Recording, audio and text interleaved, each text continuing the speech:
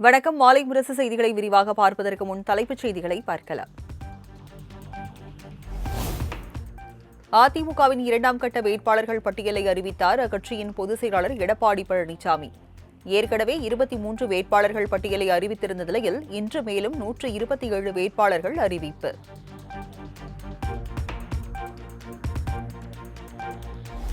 (2026) சட்டமன்ற தேர்தலுக்கான அதிமுக 2ஆம் கட்ட வேட்பாளர்கள் பட்டியலில் 15 முன்னாள் அமைச்சர்களுக்கு போட்டியிட வாய்ப்பு. MSM Anandan, MC Sampath, Damodaran, Pollachi Jayaraman, SP Shanmuganathan உள்ளிட்டோருக்கு இடம்.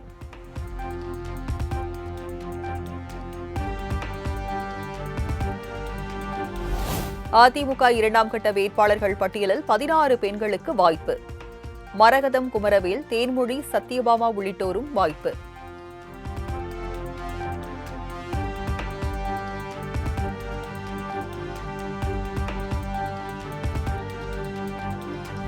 அதிமுக வேட்பாளர் பட்டியலில் 40க்கும் மேற்பட்ட புதிய முகங்களுக்கு வாய்ப்பு. கள்ளக்குறிச்சி, வானூர், விருதுநகர், விளாத்திக்குளம், சங்கரன்கோவில், பாளையங்கோட்டை உள்ளிட்ட தொகுதிகளில் புதுமுகங்கள் போட்டி.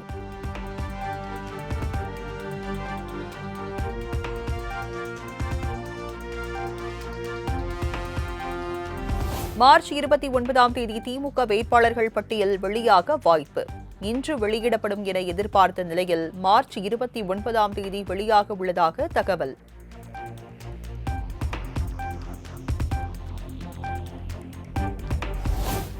அதிமுகவில் ராஜலட்சுமி, சரோஜா, சேவூர் ராமச்சந்திரன், சிவபதி உள்ளிட்ட முன்னாள் அமைச்சர்களுக்கு போட்டியிட வாய்ப்பு மறுப்பு.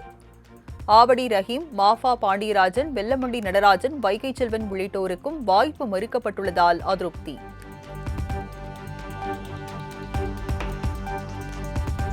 வரும் சட்டமன்ற தேர்தலில் 2 சின்னங்களில் போட்டியிடுகிறது ஏசி சண்முகத்தின் புதிய நீதி கட்சி.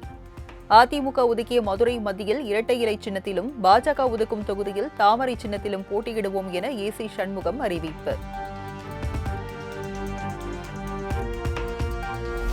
2026 சட்டமன்ற தேர்தலில் அதிமுக கூட்டணியிலேயே புரட்சி பாரதம் கட்சி தொடரும்.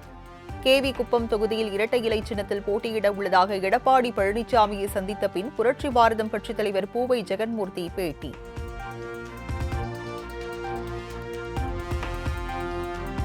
தேர்தலில் வெற்றி பெறும் நோக்கத்தில் இபிஎஸ் கூட்டணி அமைக்கவில்லை என புதிய தமிழகம் கட்சித் தலைவர் கிருஷ்ணசாமி குற்றச்சாட்டு. தன்னை சுற்றியுள்ள 40 முதல் 45 பேர் வெற்றி பெற்றால் போதும் என மட்டுமே நினைப்பதாக விமர்சனம்.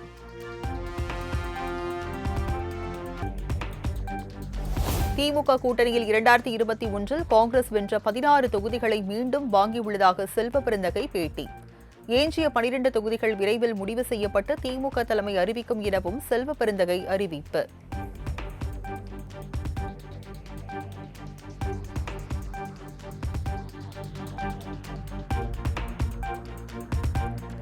திமுக கூட்டணியில் விசிக போட்டியிடும் 8 தொகுதிகளை அடையாளம் கண்டுள்ளோம். எந்தெந்த தொகுதிகள் என்பது குறித்து இன்று இரவோ நாளையோ முதலமைச்சர் மு.க.ஸ்டாலின் அறிவிப்பார் என திருமாவளவன் பேட்டி.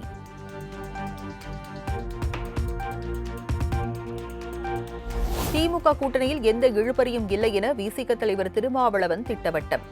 திமுக கூட்டணியில் விரிசல் ஏற்படும் என எதிர்பார்ப்பவர்கள் மீண்டும் மீண்டும் ஏமாந்து போவார்கள் எனவும் பேட்டி.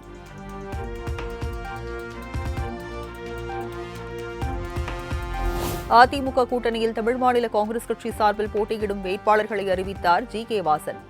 ஒட்டஞ்சத்திரம் தொகுதியில் விடியல் சேகர், ஈரோடு மேற்கில் யுவராஜ், கிள்ளியூரில் நிவின் சைமன், கும்பகோணத்தில் அசோக்குமார் மற்றும் ராணிப்பேட்டை தொகுதியில் கார்த்திகேயன் போட்டியிடுவார் என அறிவிப்பு.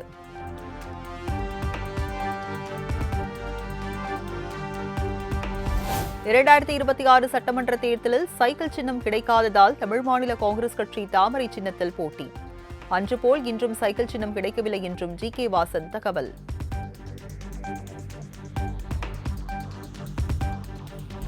அதிமுக கூட்டணியில் இந்திய ஜனநாயக கட்சி போட்டியிடும் தொகுதிகளின் வேட்பாளர்களை அறிவித்தார் பாரிவேந்தர்.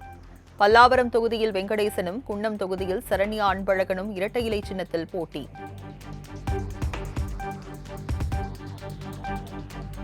தமிழகத்தில் சட்டமன்ற தேர்தல் வாக்குப்பதிவை ஒட்டி ஏப்ரல் 23ஆம் தேதி பொது விடுமுறை அறிவிப்பு. பொது விடுமுறை அறிவித்து தமிழ்நாடு அரசு அரசாணை வெளியீடு.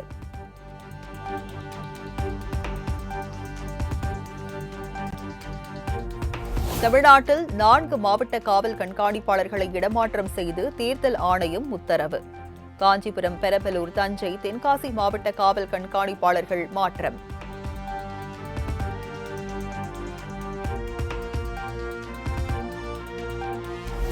இருநூறு வேட்பாளர்கள் அடங்கிய லிஸ்ட் தயார் நிலையில் உள்ளதாக தமிழக வெற்றி கழகம் தரப்பில் தகவல். நாளை மறுநாள் வேட்பாளர் பட்டியல் மற்றும் தேர்தல் அறிக்கை வெளியாக வாய்ப்புள்ளதாக தகவல்.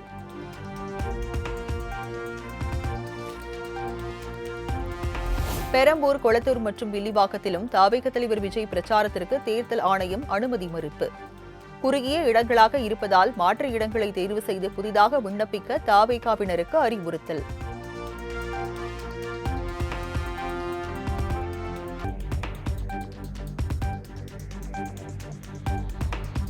தேர்தல் பிரச்சாரத்திற்கு அனுமதி மறுக்கப்பட்டிருப்பதற்கு தாவேக தலைவர் விஜய் கடும் கண்டனம்.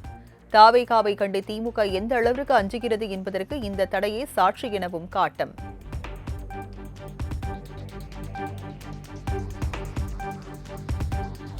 சமீபத்தில் நடந்த நிகழ்வுகளை மறைக்கவும் பெண்களை ஈர்க்கவுமே டிஜிபி அலுவலகத்தில் விஜய் புகார். திருக்கோவிலூரில் பரப்புரை மேற்கொண்ட சீமான் விமர்சனம்.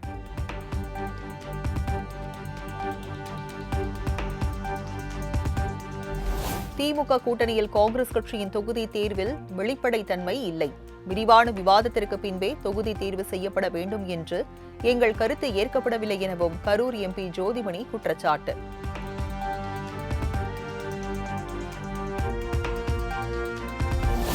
கருணாநிதி உயிருடன் இருந்தபோதே எதிர்க்கட்சி அந்தஸ்தை இழந்த கட்சி திமுக என இபிஎஸ் விமர்சனம். அதிமுக தொடர்ந்து 10 ஆண்டு காலம் ஆட்சியில் இருந்தது எனவும் பெருமிதம்.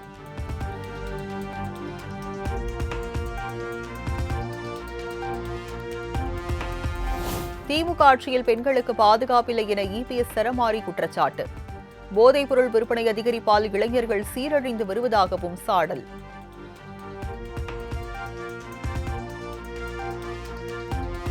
அரிசி, பருப்பு உள்ளிட்ட அத்தியாவசிய பொருட்களின் விலை பன்மடங்கு உயர்ந்துள்ளதால் மக்கள் பாதிப்பு. கடன் வாங்கியதில் மட்டும்தான் முதலமைச்சர் சாதனை படைத்துள்ளதாக இபிஎஸ் விமர்சனம்.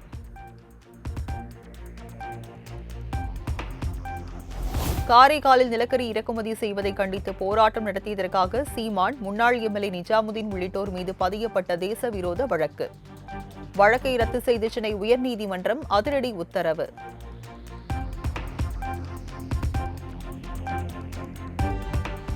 புரட்சி பாரதம் கட்சித் தலைவர் பூவை ஜெகன்மூர்த்தி, ஏடிஜிபி ஜெயராமன் உள்ளிட்டோர் மீதான ஆள்கடத்தல் வழக்கை ரத்து செய்ய காவல்துறை எதிர்ப்பு.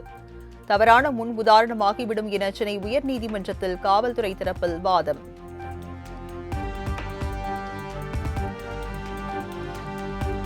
புரட்சி பாரதம் கட்சித் தலைவர் பூவை ஜெகன்மூர்த்தி, ஏடிஜிபி ஜெயராமன் உள்ளிட்டோர் மீதான ஆள்கடத்தல் வழக்கு திரும்ப பெறப்பட்டதால் தள்ளுபடி செய்து சென்னை உயர்நீதிமன்றம் உத்தரவு.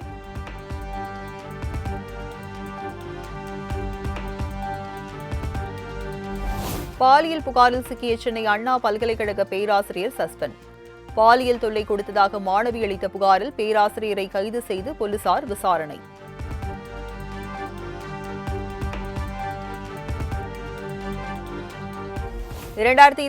தேர்தலில் சாத்தூர் தொகுதியில் பாஜக மாநில தலைவர் நயினார் நாகேந்திரன் போட்டி. அண்ணாமலை தேர்தலில் போட்டியிடுவது குறித்து தேசிய தலைமைதான் முடிவு செய்யும் என்றும் நயினார் நாகேந்திரன் தகவல்.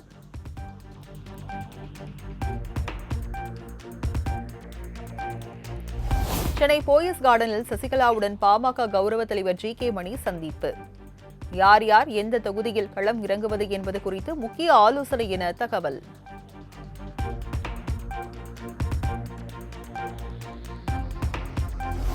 அதிமுகவின் பொய்யான வாக்குறுதிகளை மக்கள் ஏற்க தயாராக இல்லை.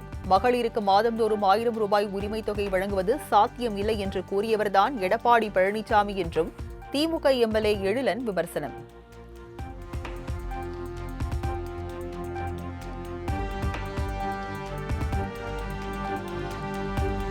எப்ஸ்டீன் ஃபைல்ஸ் தொடர்பாக பிரதமர் மோடி குறித்து வீடியோ வெளியிட்ட விவகாரம். அமைச்சர் மனோ தங்கராஜ் மீது வழக்கு பதிவு செய்து விசாரணை மேற்கொள்ள சென்னை உயர்நீதிமன்றம் உத்தரவு.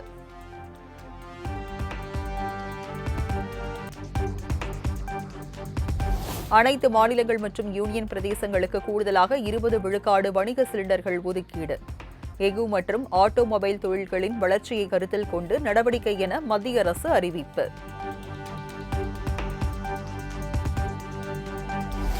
நாட்டில் எரிபொருள் விநியோகத்தை சீராக வைக்க பெட்ரோல் மற்றும் டீசல் மீதான கலால் வரி குறைப்பு. மத்திய நிதியமைச்சர் நிர்மலா சீதாராமன் தகவல்.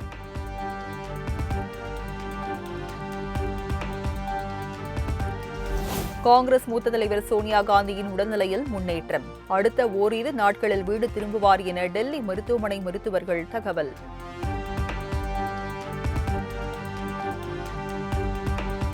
நேபாளத்தின் புதிய பிரதமராக பதவியேற்றார் பாலேந்திர ஷா. நேபாள நாட்டின் மிக இளம் வயது பிரதமர் என்ற பெருமையை பெற்றார் ஷா.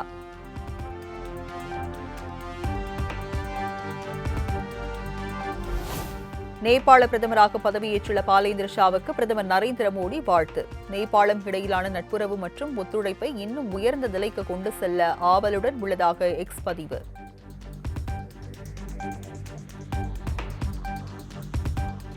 பத்து அணிகள் பங்கேற்கும் 19வது IPL சீசன் நாளை தொடங்குகிறது. பெங்களூருவில் நடைபெறும் முதல் போட்டியில் Royal Challengers Bengaluru, Sunrisers Hyderabad அணிகள் பல பரீட்சை. சிறிய இடைவேளைக்கு பிறகு செய்திகள் தொடரும்.